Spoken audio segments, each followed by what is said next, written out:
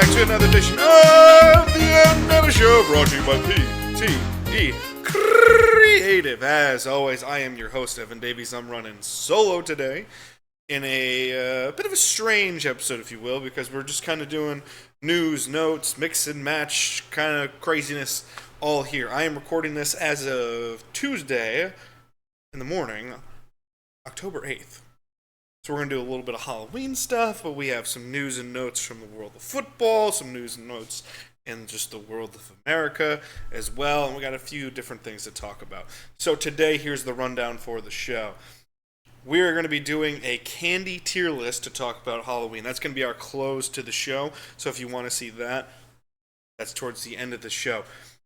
We're going to be talking about first, Robert Saleh, head coach of the Jets, just got fired, so we're going to talk a little bit of football, get you a little bit of primer to go into the Far Out Football podcast for Thursday, touch a little bit on that. Beyond that, finally got to see Beetlejuice, so although it's not super great, to be a month late on a review and it's now out for digital, hey, guess what? I'll still get you a quick review on that one, and we're going to talk a little bit of news and notes inside the United States of America, plus some news and notes for the show. So let's get going with Robert Saleh and the Jets. Robert Saleh, head coach of the New York Jets football team. They are now 2-3, and they just have fired their head coach, which makes little to no sense. Not necessarily this. The biggest thing, I'm going to cover this more in the Far Out Football podcast on Thursday, but where if you haven't noticed already or if you haven't seen it, we're no longer doing 2 episodes Far Out Football a week. We're just going back to Thursdays. It's a little too much and a bit off a little bit more chew. So don't double down on your mistakes. I guess that's the logic here for the Jets, is don't double down mistakes. Robert Saleh as a head coach didn't really deserve to stay through the success of their team. It just doesn't make sense, because the idea of getting rid of a coach is you're going to get better by the removal of that member of personnel, of that coach. It's no different than if you benched a player, or if you're in business, someone's not doing the job correctly, you get rid of them, and you replace them with someone who can do the job. That's the whole idea, because you're going to get better. I don't see how the removal of Robert Saleh is going to make them better. Their defense, although not as fearsome as it has been the past 2 seasons, is still functioning and competitive and above average for the most part. Their offense is anemic. Robert Saleh is a defensive specialist. This offense is being run through Aaron Rodgers and Nathaniel Hackett, so it makes no sense as to why they think, oh, we'll get Robert Saleh out of here, we're good. Makes no sense. For instance, here are just the things on Saleh and his tenure. I'm going to talk about 2 specific categories during his tenure, and that's about it. Okay? Over the last 3 seasons, which includes the 5 games this year, points per game, 2022, 29th. Points per game, 2023, 29th in the league. Points per game in 2024, 25th. So anyone who's saying, oh no, Aaron Rodgers is going to fix it all, this is not the case. They went up 4 rankings. That's not much when you are almost dead last in the NFL. However, another great reflection on this. Punts. 4th most punts in the NFL in 2022. First most punts in the league in 2023. And they are 4th right now with punts in 2024. Those speak more to offensive issues, not defensive issues. So if that's the case, I don't see how getting rid of the defensive mastermind is inherently the solution. To me, this just seems like the Jets are going to keep going down the drain, and that's the problem. So we're going to have more thoughts about this on the Far Out Football podcast on Thursday, so be sure to check that one out. But for right now, it's just confusion land as to what the hell is going on in East Rutherford, New Jersey, Florham Park. Who knows what the fuck's going on with the Jets, but it's sure fun to see a dumpster fire, so we'll check it out there. Wild news and notes here. We have more wild news and notes to get to. We will see that shortly. Stay tuned after this message for some more stuff that's circling the drain. I hear you guys are really liking PT Creative's content. And you know what? You should, because it's pretty rad. You may even want to support the channel even more. Well, there's a way you can do it and reward yourself. And that's by going to our Etsy shop.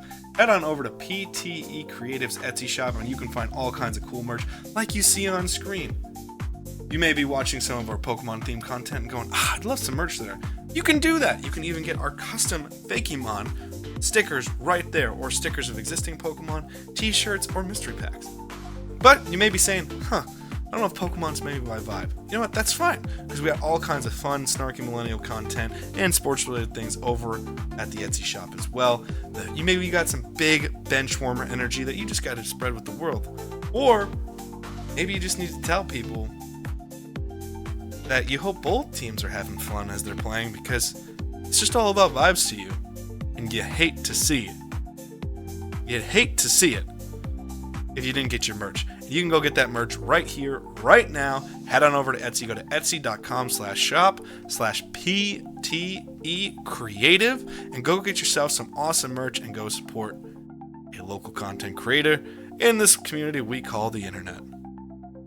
Hope y'all see some great merch coming soon from Etsy. Go to PT Creative on Etsy and get yourself some great merch. No! And we're back from our messages, folks.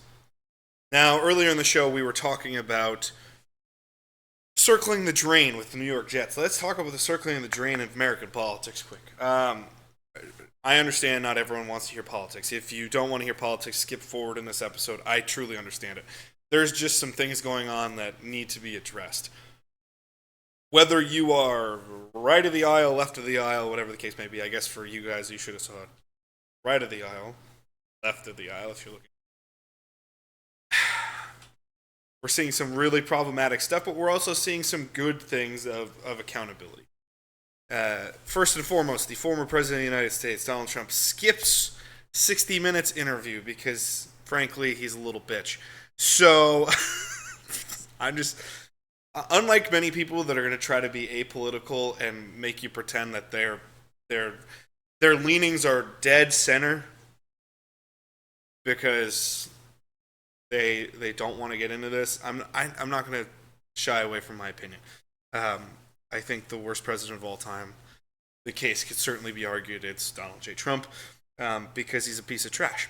So he decides to skip 60 Minutes because they're going to live fact check him.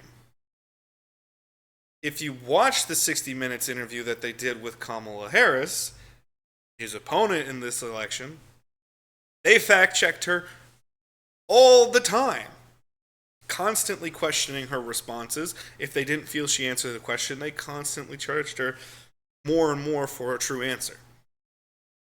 That's accountability. Is it a little strong in some ways? Possibly, but nonetheless, it shows that they're actually trying to do the job. It's pretty damning if a candidate won't answer a fucking question, but it's certainly damning if they won't participate because they're going to get fact-checked.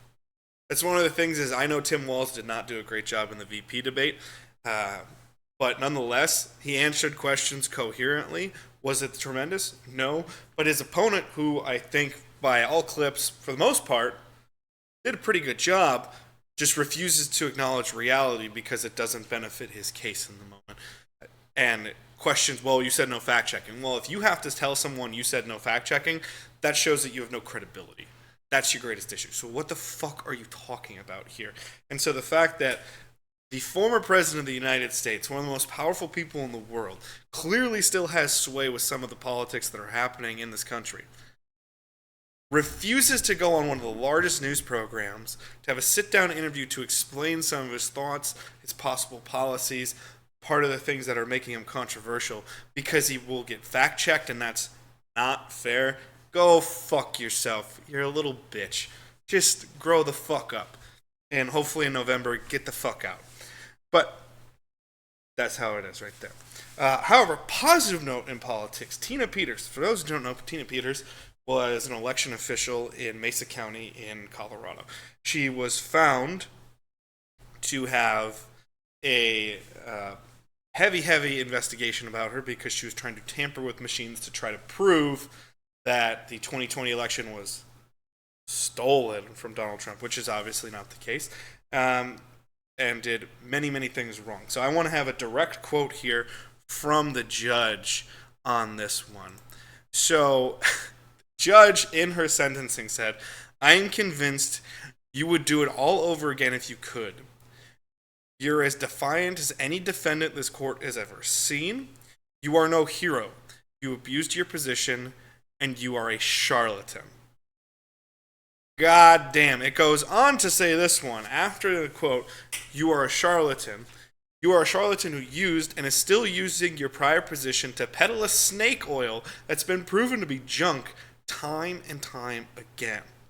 Your lies are well documented, and these convictions are serious. I'm convinced you do it all over again if you could. You're as defiant as a defendant as this court has ever seen." You're getting called out by a judge like that because you're clearly full of shit. It's pretty damning. She was sentenced to 9 years just a couple days ago. Good. Here's my issue that I have with a lot of things, and this is where I want to kind of wrap up the politics here, because I don't want to go super into politics because it's supposed to be a really fun show, and politics for a lot of people is not very fun. So I don't care whether you are a Republican, a Democrat, whether you identify as conservative, liberal, whatever the case may be. I myself, although generally speaking I vote Democratic, it's more so out of that is what I think is the best option as opposed to what I really would like. So, for instance, a lot of the candidates aren't exactly to my liking, but they're closer to the liking of what I think is the right direction for people.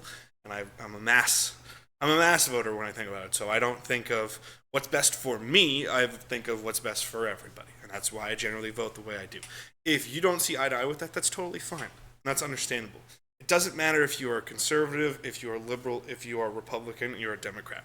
One of the greatest issues that we have in this country is that we can't agree on reality. If we can't agree on reality, we can't fix issues. Okay? So when you're having fringe types out there and it's getting people to not recognize what reality is, that's the biggest problem. Which is why I love that someone like a Tina Peters clearly is not a member of reality and is only trying to do things to benefit themselves, is punished properly. It's not because, oh, great, they got another conservative. That's not the point. I don't want every conservative locked up because then we don't have the discourse that we need. What we need is to have people have a real discourse about reality. And until we can focus on the actual reality, which is agreeing on it and then figuring out the solutions to the problems, we're not going to get any better.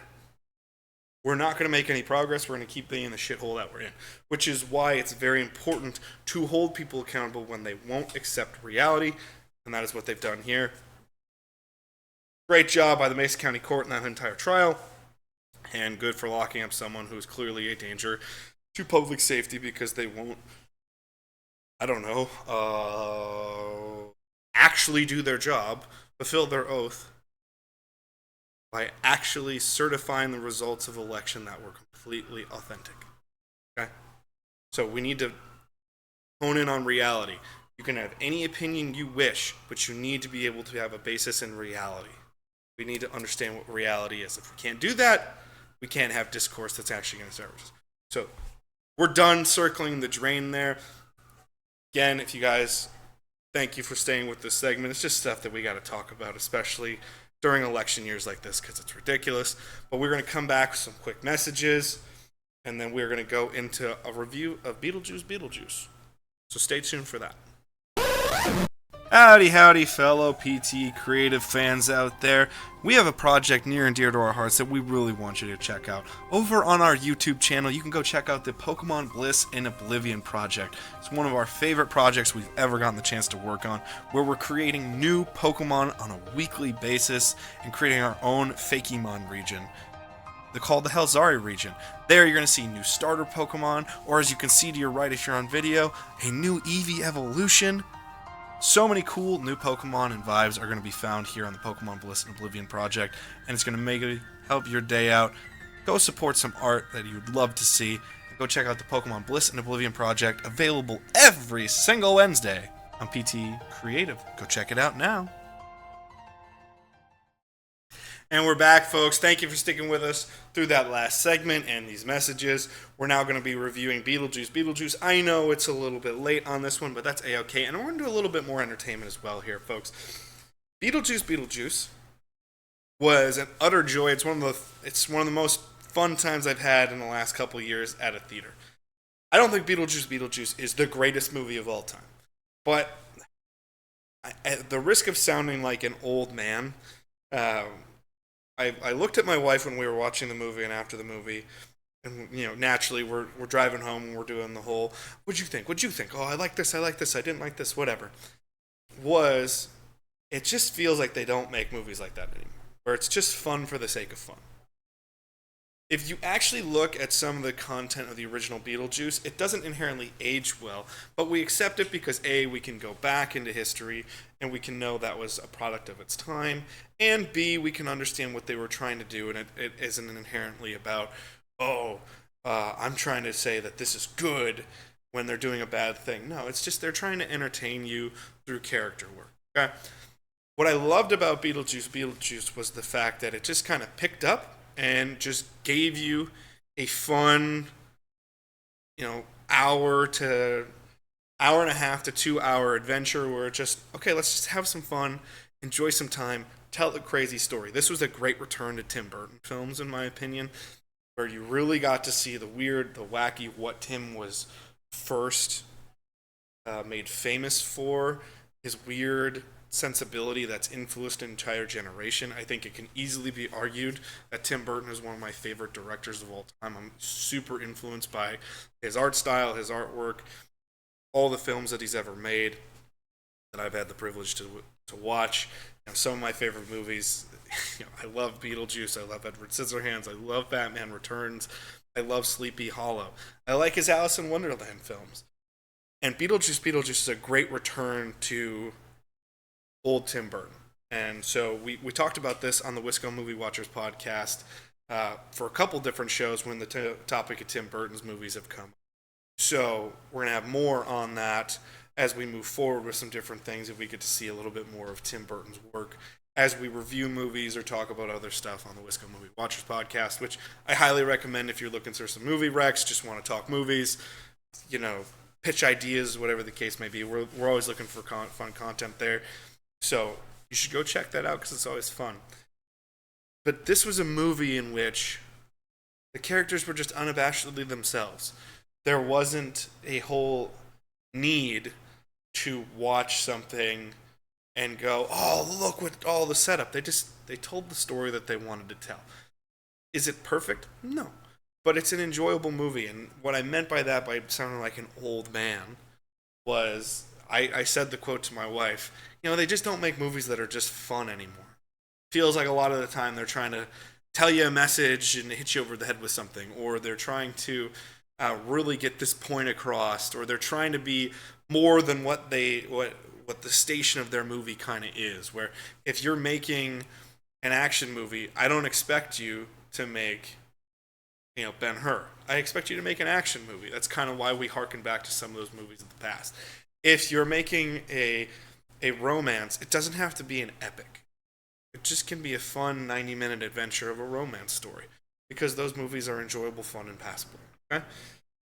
What I loved about Beetlejuice, it was unabashedly itself. It brought some new things into the Beetlejuice lore, which was really fun to get to play with in that world. But at the same time, they stuck true to what the characters were like, broke a little bit of new ground, but more importantly than anything, just had a fun adventure. That's the best part about it, is it's just fun. So it's coming out on digital, I believe, on the 10th. So we're getting this out 2 days beforehand. I would highly recommend, if you haven't watched it already, go check it out. It's a lot of fun. Jenna Ortega was great in that film. I really liked Winona Ryder, who was far more of the focus in the movie than, the whole marketing campaign makes you think this is going to be Jenna Ortega's movie. It's not. It's far more of Winona Ryder's movie, which I think is actually really smart because it holds true to what the story they were telling was. But I will say this. I don't think you need to go watch Beetlejuice, the original, to really, really enjoy Beetlejuice. I just think it brings some added enrichment. It could help in some ways, but I don't think you need it to fully understand this film. I would always highly recommend both, but go check out Beetlejuice when you get the chance to, which was really fun entertainment. Now, before I leave you, I will say this. A lot of fun entertainment going on in the world that I wanted to check in on. Positive reviews early with new video game, Legend of Zelda, Echoes of Wisdom. Echoes of Wisdom. Utterly adore new Zelda game. A lot of fun so far. I've played through about one or two of the major dungeons so far. It's a lot of fun. Highly recommend go check that out. Watch the new Penguin series on HBO Max. Through the first 2 episodes so far. Haven't caught up on this week's episode yet. Been a little difficult up here lately. So I will say this. It is utterly phenomenal. That is high quality television. I highly recommend you go check out the Penguin. A lot of fun. And then finally, the last thing on entertainment that I will say is watch live the latest pay-per-view from the WWE, Bad Blood. The biggest highlight for most people is going to be, The Rock returned. More importantly, match quality. Hell in a Cell match was utter classic between CM Punk and Drew McIntyre. Loved it. The only match I think was a little bit lackluster was the Women's Championship match. This was clunky and off. And I'm a fan of women's wrestling, and I want to see it done a little bit better. They were given the spotlight. They were given the time. I just don't think it really worked out all that well. However, I think Liv and Rhea's match had told a good story there and was enjoyable. Finn and Damian was a good match, but nothing I was wowed by. And obviously the main event, a lot of fun. Building to Roman had some good story there, and the return of The Rock was also a lot of fun. A lot of fun over at Bad Blood. I can't wait to keep watching what the WWE does. They've now transitioned to 2 hours on Monday Night Raw. We're going to get Raw on Netflix come January, so it's going to be a lot of fun times. I'm excited to be a pro wrestling fan right now and to watch the WWE's product. That is all our news and notes on entertainment. Before we go, we have our segment of fun, which is we're going to be ranking Halloween candy using Tier Maker.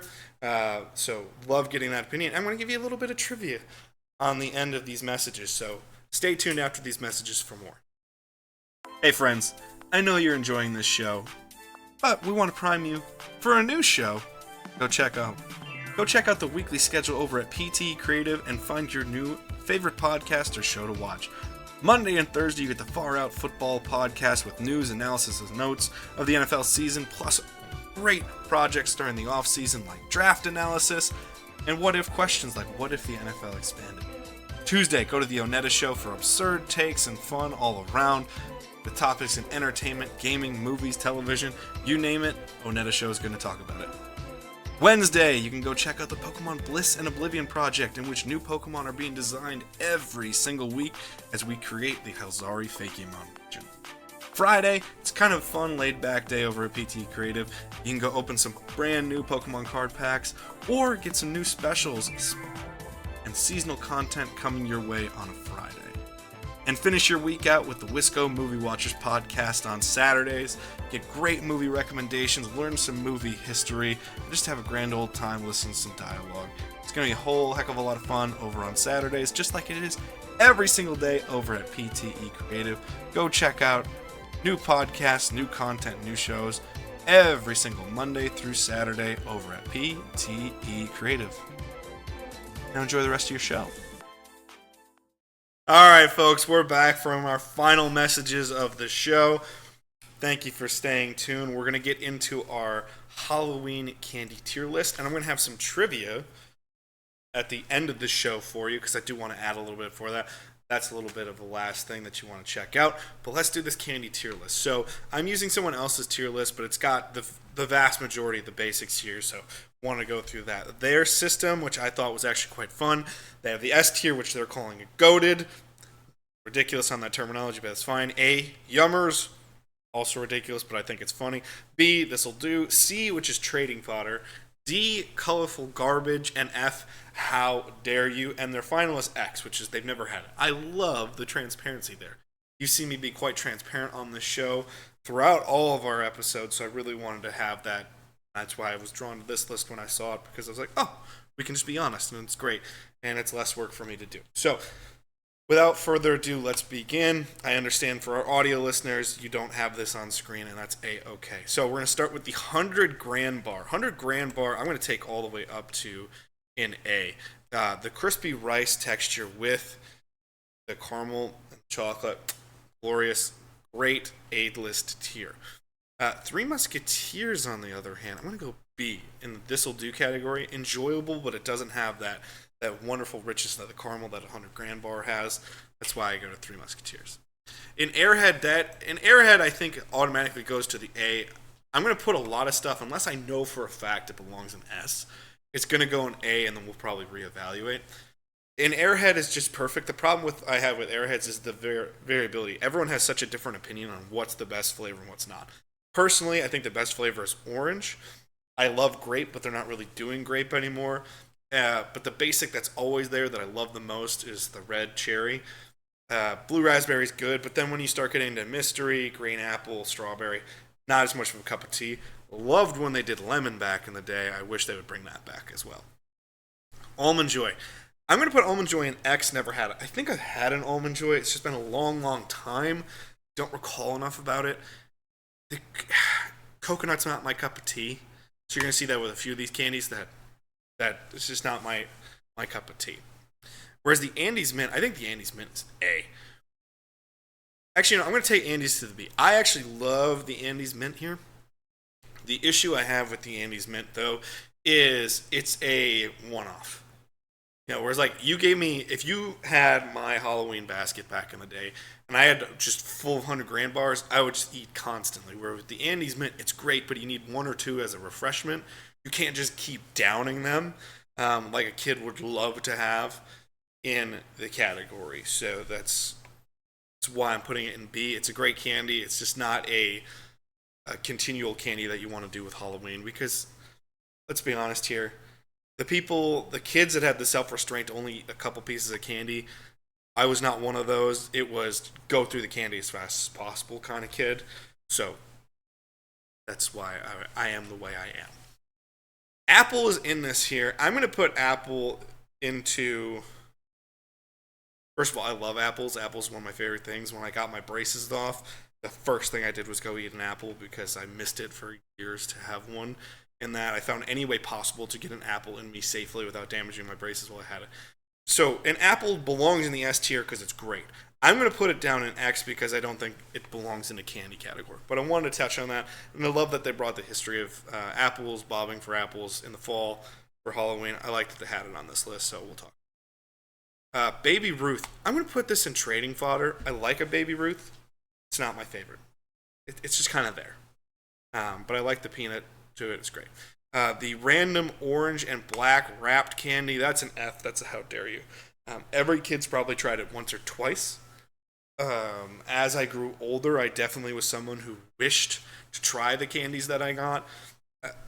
That was an insult. I don't understand why anyone likes those. Those who do, Flying Spaghetti Monster, help you. Bit of Honey. I also think that's an F. I don't understand the Bit of Honey. Actually, I'll go to D. I wasn't crazy about it, but I don't know if it's in the how dare you. Go to Colorful Garbage. I could see it being an F, but I don't think it's as offensive as the orange and black unspecified wrapped candy that make no sense. Butterfinger. Butterfinger's one that went up. I used to hate Butterfinger. Now I love it. I'll put it into B because I don't think it's still the best, but I think it's pretty damn good. Candy corn. This is a controversial opinion for many. I absolutely adore candy corn. I'm going to put it in A. For me personally, that is an S tier candy. The problem is the likelihood of getting good candy corn based off of any brand is way too wide of a margin. That's problematic, and I don't want that in my life. Where they're good candy corn, chef's kiss, glorious, like a Brock's candy corn. Oh, love it. Generic, non-branded candy corn can truly be F how dare you though. So I'm gonna put candy corn in the A because I absolutely adore it, but the variability doesn't allow it to be in the S tier. Here's one I've never seen: the Milky Way caramel apple. A Milky Way by itself is phenomenal. I've never had the caramel apple, but that sounds like something I would absolutely adore because, as you heard, I love apples. So I'll be hunting down that candy if I can. Crunch Bar. I think Crunch Bar is pretty basic here. I'm going to go into trading fodder. It's fine, but this wasn't the candy I was super excited about, and I don't see a lot of people that are like, need a Crunch Bar. That's just not right. Dots. Dots I'm going to put in the D, colorful garbage. I actually like dots, but original dots, one little box every once in a blue moon, I was like, okay. Tropical dots? That shit's tasty. Love that. And actually, the ghost dots are not bad during Halloween season, the specialty themed ones. But then they have a lot of dots just... so we're going to go colorful garbage over on that one. Now, we'll continue here with Double Bubble. This is colorful garbage. Actually, I'm going to go all the way to Harold F with How Dare You on the Double Bubble Gubble. Double Bubble Bubble Gum. There we go. Here's my issue with it. It's just kind of... It's just a little burst of sugar out of nowhere. And then it's done and it's bland. So, no. No. I'm going to go to How Dare You. Good and Plenty. I don't recall having Good and Plenty. It's like an Almond Joy. I know I've had it, but I don't think I've had it enough for me to actually have an opinion on it. I think I tried it once and wasn't impressed, but whatever. Haribo, the gummy bears. So I think this is supposed to signify gummy bears in general, but they used Haribo here. I actually love Haribo. I really enjoy their products. The thing about it is also there is a bias here. The Haribo company actually donates a lot of money and does a lot of programming and education stuff with my alma mater, University of Wisconsin Parkside. So they always get my business in terms of, oh, hey, they do a lot for my school so that when I was in childcare or when I was getting Halloween candy, if we were getting gummy bears or a gummy product, I'd usually go Haribo simply out of brand loyalty because they did a lot for the school I went to, and I always appreciated that. But in general, I actually do like their product. I think it's pretty good. I'll put it in a B because I don't think it's the best, and I don't think gummy bears in general are the best, but they really can hit the spot sometimes, so I'll put that in B. Heath Bar. Again, I think a Heath Bar is something now I probably would enjoy, but I don't recall loving it in the past, but I don't think I have enough of it to really do it. Now, here's an interesting one. Anyone passing out Hershey Kisses for Halloween, that's insanity. However, when you get it, the cookie and cream one or the vanilla chocolate swirl, that is an S tier candy. It is so good. Love that swirl of chocolate and vanilla. Absolutely adore that white chocolate there. It's so good. That's S tier. The idea of passing out a Hershey's Kiss for Halloween, though, that's pure insanity. Anyone who just goes, oh, here's some Hershey Kisses, get the fuck out of here. However, the white chocolate, milk chocolate swirled one, glorious on its own. So we gotta love that. Whereas a basic Hershey Kiss, it's fine. I'm not gonna go colorful garbage. It's trading fodder. No one's gonna trade for it, but it's fine. It's enjoyable, but that's the kind of thing where you want a little burst of sugar, and the only thing around is that you'll settle for it, but you're not like, I want a Hershey Kiss. That's not how it goes. Basic Hershey bar. I'm gonna go into the trading fodder again. A basic Hershey bar. It's chocolate. It's good, but it's not what you're looking for. Meanwhile, this is surefire the best one of all of them. For the most part here, and that is the cookies and cream Hershey bar. I don't know many candies that are better than that. There's not much that can rival it. I absolutely adore it.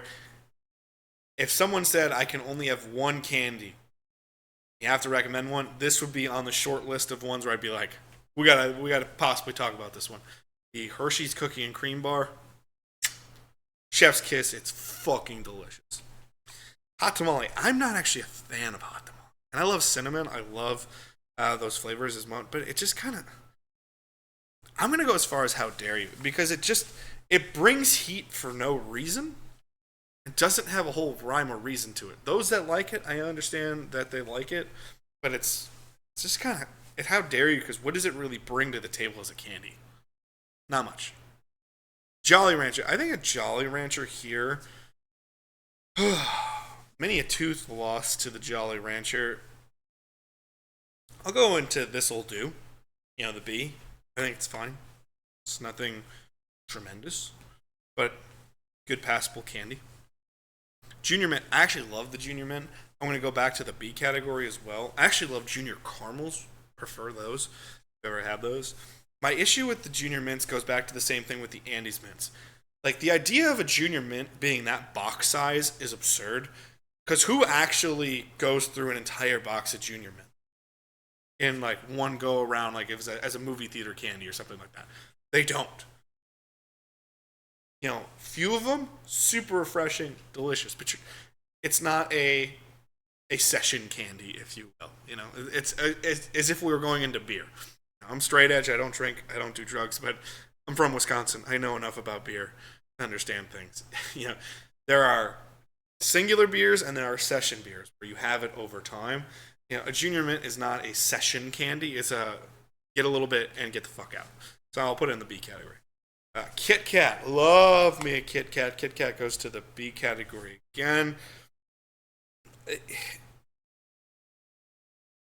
A good Kit Kat is a game changer, but I just don't know how often you really need a good Kit Kat. So I'll go with B. Meanwhile, the Crackle Bar, that is an S tier. A tier. A tier. For now. It's probably going up to the S tier. I absolutely love the Hershey's Crackle Bar. Again, that crispy rice inside the chocolate is fucking delicious. Anyone who tells you otherwise is wrong. Now we're to Laffy Taffy. So this is interesting. Laffy Taffy, I absolutely adore. The fact that they started with banana here as their reference image, that's fucking crazy. I'm going to have to put Laffy Taffy again in the B category because the variability is way too wide. My favorite Laffy Taffy, they don't make anymore. And if they do, it's in like very, very, very specific little batches. Again, when I was tracking down prize candy or things of that for childcare, I was always trying to get more of the exotic flavors or some of the flavors that they didn't make as much anymore to expose our kids to, just a little bit of different stuff. I absolutely love the Tropical Punch Laffy Taffy. That is S tier goated all day long. Whereas a Banana Laffy Taffy that is what sat at the bottom of my Halloween basket and did not return. That was the depths of Loch Ness, and I only ate it out of desperation when there was nothing left. So the variability on Laffy Taffy is way too much. I'll put it in a B because the vast majority of them are really good and very tasty. When you get that banana one, it's just like, ugh, gross. No one wants that. No one wants that. No one needs that. So let's not do that. Interesting that they went with Lemonhead. They went to Chewy Lemonhead. Lemonheads in general, I absolutely adore. Love citrus. Chewy Lemonhead are also great. I'm going to go to A category. A Lemonhead by itself could get me all the way to S. I love lime heads, cherry heads, all of the variations of it. They're all great candies. It's how much you can have in a session that takes me a little way, though. I like how I keep saying session. I don't do that anymore. I don't eat candy in sessions like I used to as a kid or as a teenager, hence the reason my dental health was in the place that it was. It's finally kind of turned around because I've learned how to be somewhat adultish in my eating habits and my treat habits. I've evolved to being a baked goods guy. However, even now I look and the idea of dousing myself in that much sugar with a lemon head or a lime head sounds so good, but then I look at the toll of that much sugar and I just go, oh, I don't know if I can handle it. But it's A tier. It's delicious. It's worthwhile. Fun Dip. Here's a controversial opinion for you. It's colorful garbage. Those that like Fun Dip, I'll never understand it. I had that around some of my staff members back in the day when I was managing staff, and I meant it as a prize for kids, and that was one of the items that they took the most when they needed a quick pick-me-up, and I thought they were insane. Fun Dip is wildly overrated. It's a gimmick candy. Gimmick candies usually suck. Mallow Cup. Not a fan. I think that can go all the way to the how dare you. I've only had it a couple times, but I've had enough recently that I just... Marshmallow candy in general is not good. It's just not. Let's just stop lying. It's not good. So that's where a Mallow Cup belongs in the how dare you category. Mike and Eggs. Mike and Eggs, I'm going to go to trading fodder, and that's a C. There's really good Mike and Eggs. I love the Mike and Egg lemonade candies. I think they're delicious.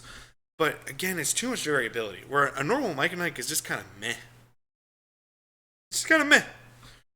And there's too many good categories to justify getting that. Whereas like a Mike and Egg lemonade, glorious. We love that. We're going to move on. Another one of my absolute favorites, the Milk Dud. I adore Milk Duds. Many a tooth I've lost to a Milk Dud, and I could argue it's possibly worth it. Chocolate and caramel is obviously a big thing for me. Actually, I might take it down to A. The hardness of the caramel and chocolate on it, just in terms of density, is a little rough. However, it tastes so good. It tastes so good. How are you going to fight against it? So Milk Duds an A. Milky Way by itself, that's going up to A category right away. You're seeing I like a lot of chocolate and caramel. I like a lot of the fruit candy, though. It's just a lot of variability. Basic M&M. Again, that's trading fodder. A basic M&M's good. It'll get you through. It's not necessarily what I'm looking for in terms of a basic M&M.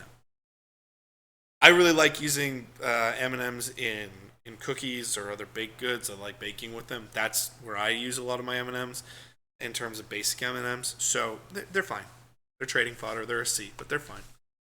Mounds, again, I think I've had a Mounds bar maybe once. I'm going to go into the never had it category because I don't have a lot of recollection of it. Again, coconut, not my cup of tea. I don't really understand the appeal of coconut. Meanwhile, the Mr. Good bar. I think a Mr. Good bar is wildly underrated.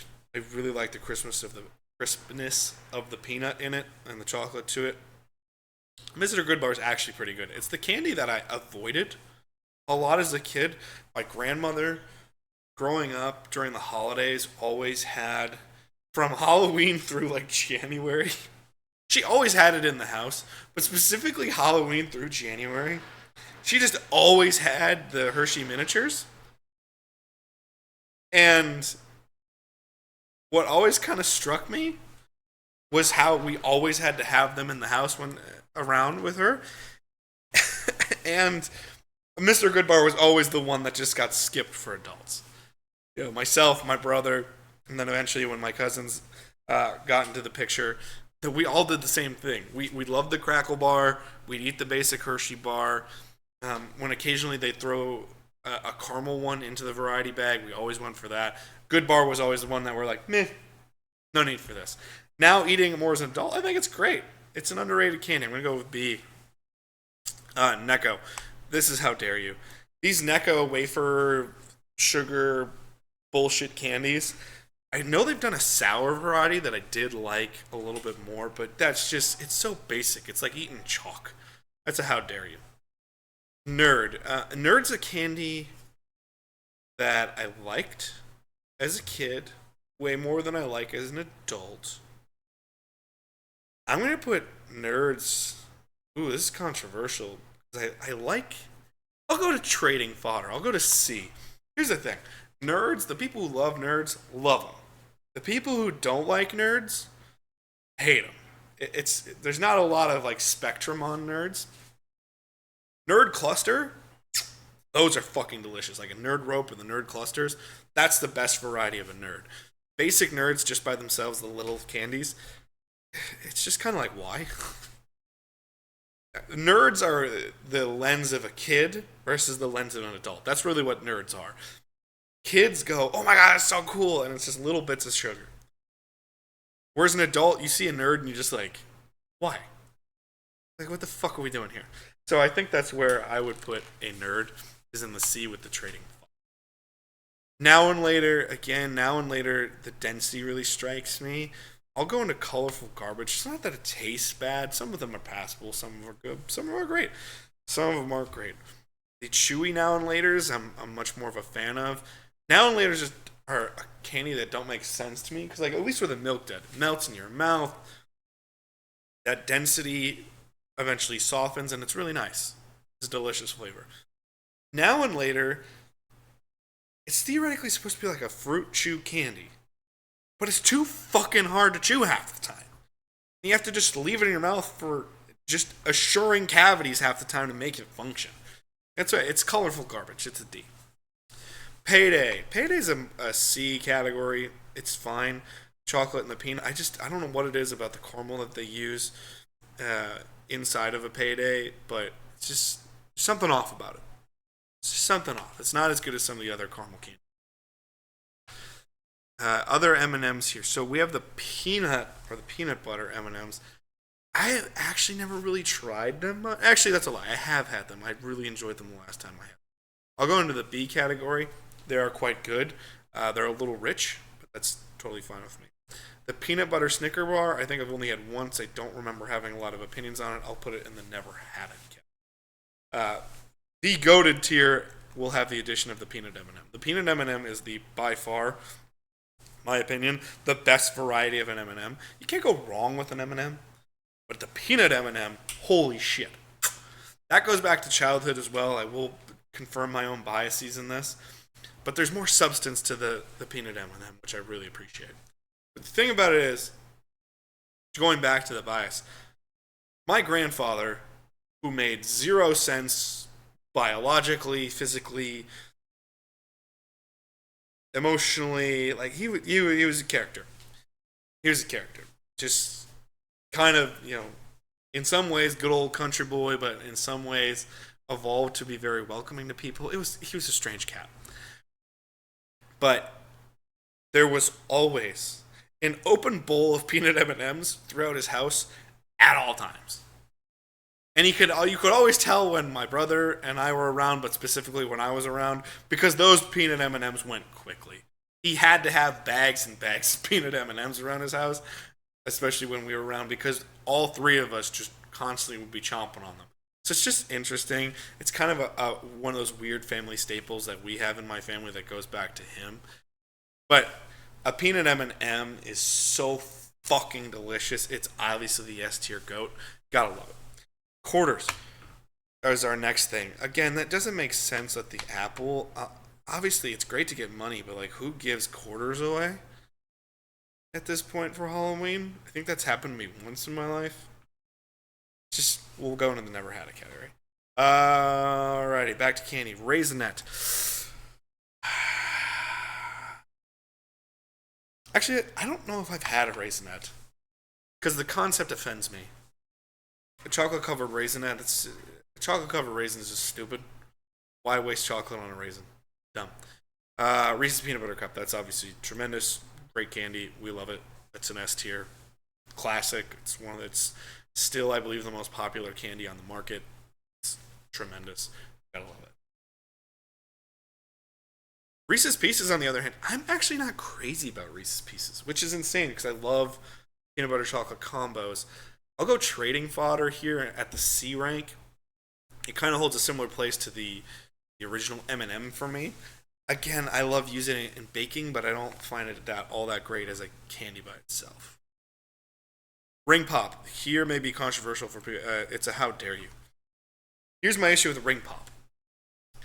It is an illogical candy to eat.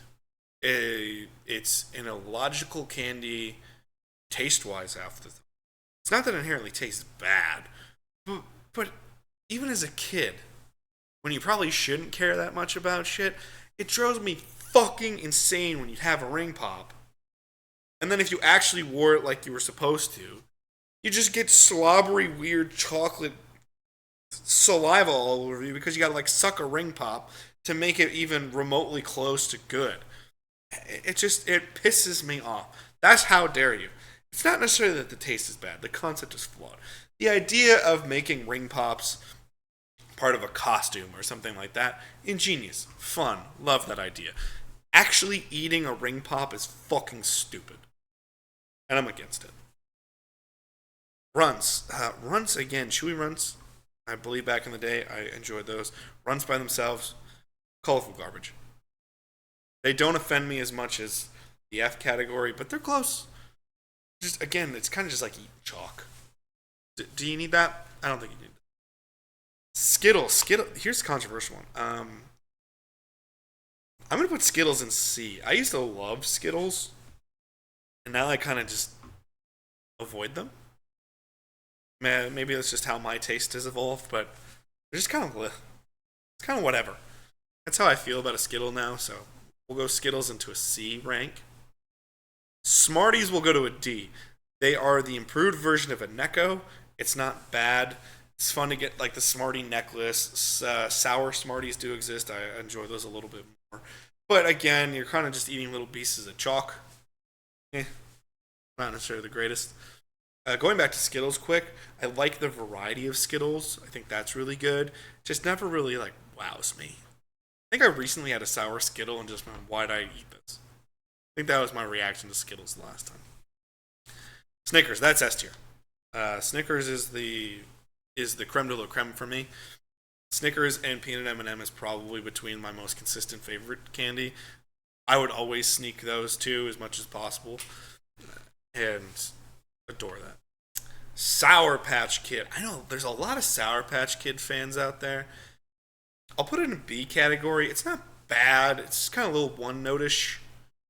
Not that most candies aren't. A lot of candies are one notish. I think that's why I like the candies that I do. If you look at my S tiers, it's a lot of chocolate and caramel and peanut or things of that nature. There's some variety to them. Sour Patch Kids, anyone who's like, oh no, all the different flavors. There's not that much of a discernible difference in the Sour Patch flavor. It's just kind of the utter shock of a Sour Patch Kid hitting your palate. It's fine. It's enjoyable. It's fun. Me personally, I'm not going to lie. I might take it down to a C. I think that's where a Sour Patch Kid is. It's kind of meh for me. Starburst. Again, I love the variety of a Starburst. I'll take Starburst up to a B. I absolutely love the mini Starburst. That's actually my favorite go-to now. And by go-to, I mean that was what my go-to was almost 10 years ago when I was really doing a lot of candy, movie theaters or things of that nature. I love a mini Starburst. I like a lot of the rando flavors of Starburst that you can find when you're really searching for different candies. Basic Starburst, cherry and orange, I'm a big fan of. The lemon and strawberry ones with the yellow and pink, meh, take or leave it. You can have them. If we were sharing the bag, I would take all the reds and the oranges, and you could have the yellows and the pink. Here's another controversial one for many people's opinion. The strawberry candy that's wrapped and looks like a strawberry. I fucking love that candy. We lost our tier list. Alright, we're back to our tier list. The strawberry candy, where'd you go? You are not in D whatsoever. I love the strawberry candy. I actually think it's great. I know that's controversial. As a Halloween candy, kind of insane to give out. It's kind of like the Hershey's Kiss. However, I think it tastes fucking great. And here's what I think. Like, Airheads, Lemonheads, and the strawberry candy all have one thing in common that kind of goes against some of my logic in this. Unabashedly, it is just one sugar taste. It's straightforward, it knows what it is. But then there's just a little bit of variety in there to give you enough of a zhuzh to get it over the top. The inside of the sweetness, but then the tart sweetness on the outside with the strawberry candy is underrated. I think it's great. It's one of the best old people candies you can find, and I will push that till the day I die. Sugar Daddy. I think I've had a Sugar Daddy once in my adult life. I wasn't impressed. I don't get the appeal of them, but we'll go into never had it because I don't have enough of it. Swedish Fish, I'm going to put that in C. I don't get the love for Swedish Fish, but I don't think they're bad either. It's just kind of like, okay, Swedish Fish, fine. Sweet Tarts. I like Sweet Tarts, sort of, but they're just, I'm going to go to colorful garbage. You don't need them. Sweet Tart Minis that are kind of like Smarties, I think, is the best variety of them. I also used to love the giant chewy Sweet Tarts. Those were kind of fun, but yes, they were just hard and didn't make a whole lot of sense either. You had to like kind of suck on them a little bit to make them soft enough to be chewy, so it didn't inherently make sense. They were strange products. Sweet Tarts are fine. They're fine. We could do better. Toothbrush. I'm almost tempted to say never had it, but that's ridiculous. I love my toothbrush. I love my dental health. Now I'm very conscious about my dental health. You have to be if you're a big a fan of sweets as I am. To get a toothbrush during Halloween, though, is a how dare you. However, I don't think I've actually. Maybe. I think I've gotten a toothbrush once during Halloween. So. And I was offended. Just because it was like, who do you think you are? Like, you're not going to change anything. You think during this night that's all devoted to candy seeking from strangers, we're thinking about dental health? No, we're barely thinking about our own health and our well-being. We're thinking about, give me the fucking candy. So who the fuck do you think you are giving a toothbrush? However, I've only come across it once. I don't think it's inherently bad. I think the one I got, I at least sort of appreciated because they packaged it with other candy. So they're like, hey, we know you're going to eat candy. It's fine. Just remember, have a little bit of dental health. And it was kind of like, all right, fine. We'll take that under advisement.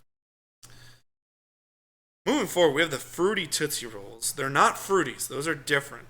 These are the fruit-flavored Tootsie Rolls. A fruity is smaller and with more variety. I like the fruit-flavored Tootsie Roll. I actually think they're quite good. I like the variety to them.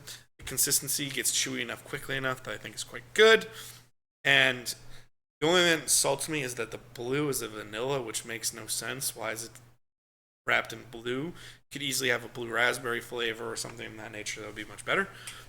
But what the fuck are you doing making it blue? That's the only thing that really offends me. I enjoy the candy. Tootsie Pop. Tootsie Pop, that's a B. Classic, solid, love it. Like the variety to it. Clearly was the kid who just chonked on it and didn't lick it to make sure it was better. So that is something that I will admit to. I was never the kid that licked it to get to the center of it. I just went, no, what are you talking about? This is what it's supposed to be. And no, that's not what we're here for. We're here for getting to the center of it and having some fun, but the coating is nice, so I appreciate it. I like a Tootsie Pop. I think it's quite good. Tootsie Roll. I actually love the original Tootsie Roll. I think it's better. It's a little gimmicky in a weird way, which is so fun. I know a lot of people that hate Tootsie Rolls. This was another controversial one by many people's opinions for me. Is this. I would actually be one, when I did trade candy from time to time, Halloween style, I was the kid who would take the Tootsie Roll, which a lot of people wouldn't. I actually would always take the Tootsie Roll. A lot of the Tootsie Roll packaging I did like. I loved getting those variety packs. It's also something I always bought when we were buying Halloween candy for the neighborhood when we started passing out as adults. Was I always got the Tootsie Roll variety pack, the fun pack, whatever the hell it was, because I think Tootsie Rolls, the fruit flavored ones, and the big chunker chocolate Tootsie Roll is actually quite good. Dots are the weak point, but dots are passable. So I will always trade for a Tootsie Roll. I think it's great. Twix. Twix is an A. That cookie crisp, crunch, plus the chocolate, plus the caramel. It's a great intuitive candy design. Gotta love a Twix. And it also has a great Seinfeld episode based on it, so you should go check that out as well. It's a car dealership. It's in the car dealership episode, which is episode... It's in the middle of season 9. But it's fucking great. Go check it out. Because we love Seinfeld. It's the greatest television show of all time. And that is the official opinion of the ONETA Show. Twizzler. They're giving this one, which is the traditional chonky Twizzler. That's not good. The pull and peel Twizzler, on the other hand, is great. I'm going to put it in D, colorful garbage for now. Because I think the variety of Twizzlers that they're giving, especially with the pull and peels now, has really brought the quality up. But just the original Twizzler by itself is not good, so we'll go into D.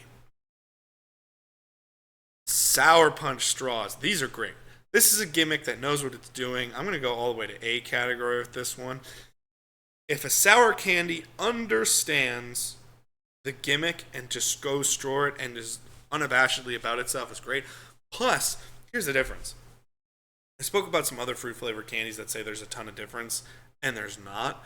Mike and Ike's, I certainly get that issue from. Sweet Tart's kind of a similar thing. Sour Patch Kids, I don't think there's a ton of discernible difference. I think Sour Punch straws actually do have a difference once you get there, and I enjoy them. So they're going to go in the A category.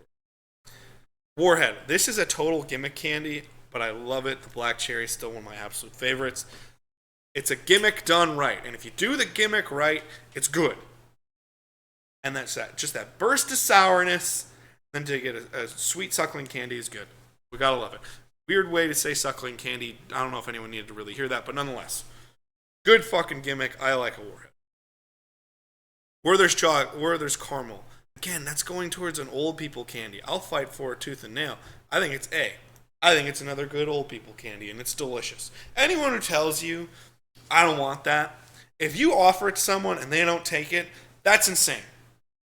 Unless you're giving it to some weird unwrapped candy, like it's the DraftKings commercial of Kevin Hart and LeBron James. Unless it's that, people who don't accept a Werther's caramel, shame on you, because they're fucking delicious. Great old people candy. Whoppers. Whoppers I had a fun run with. I think they're going to go into colorful garbage in the D category. They're fine, but not enough chocolate to balance out that hard, whatever the hell is in the middle of it. It's like, how do you even describe it? I'm going to go to colorful garbage. And a York peppermint patty, again, it could be kind of considered an old people candy. I think a York peppermint patty is fucking delicious. The York peppermint patty, ironically enough, doesn't suffer from the same fate as the Andes or the Junior Mints because it has just enough substance to be something a little bit different and really refreshing. It balances out with the chocolate enough that can bring it to that higher level that a lot of the mint candies cannot.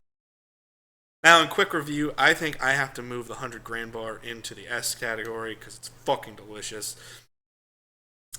I'm going to keep a lot of the other stuff the same. I am tempted to go further up with a Milk Dud, but I'll keep it there. And a Crackle Bar is just, it's a 98, 99, but is it 100? I'm not sure. So that's where we're going to go. So in the the S category, which is goated by this tier list, 1, 2, 3, 4, 5, 6, 7, 8 candies.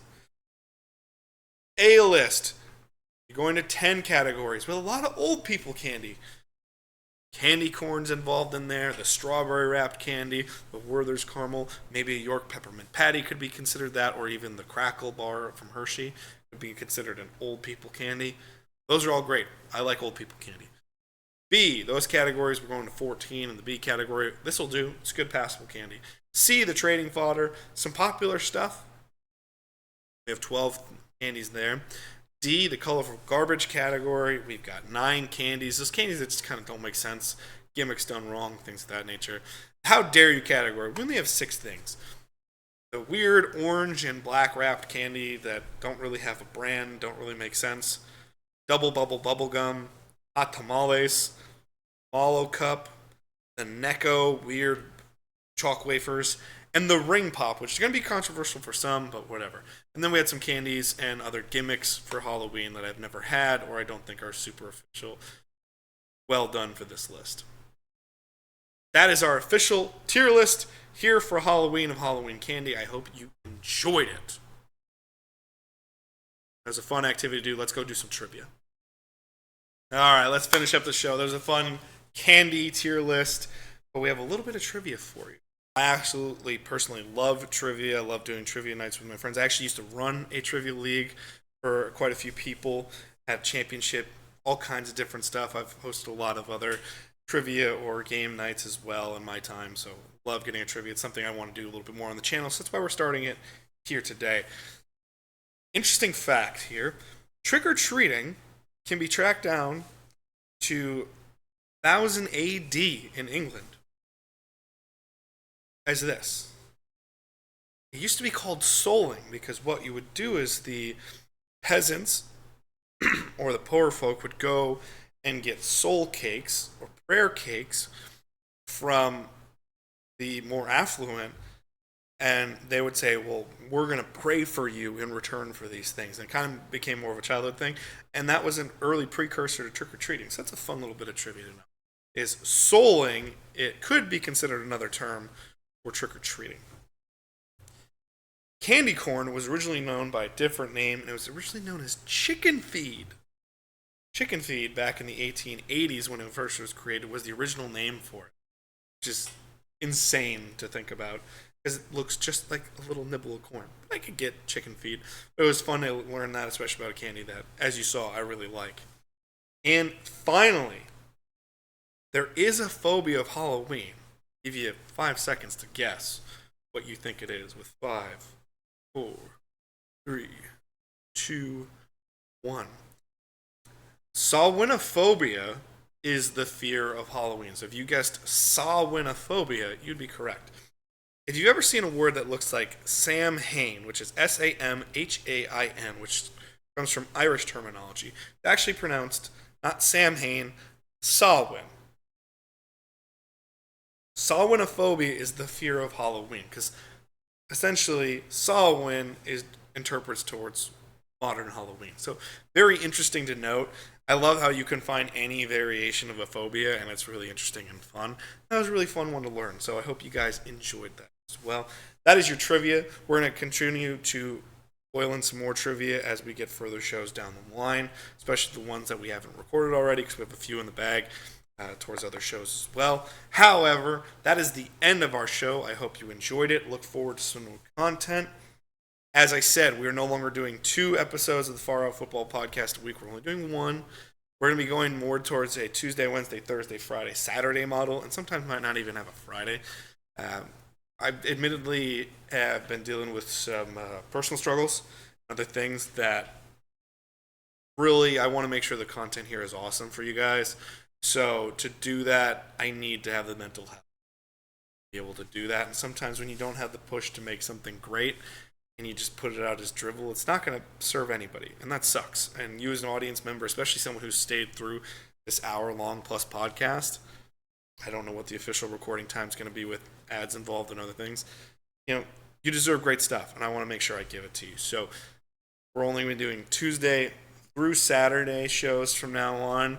We might even curtail that back a little bit because there are a lot of cool special projects that I'm working on that are almost done, that are about to see the light of day, that I really want to make sure we get the chance to do. And to do that, we need to make sure we have the time and the effort and the capability to make them great. So that's what we're going to do. But continue to check us out. You can see us Tuesday through Saturday from now on content for PTE Creative. Check out our socials, because you never know when we're going to post something really cool there, beyond just the normal postings, just showing you some of our content.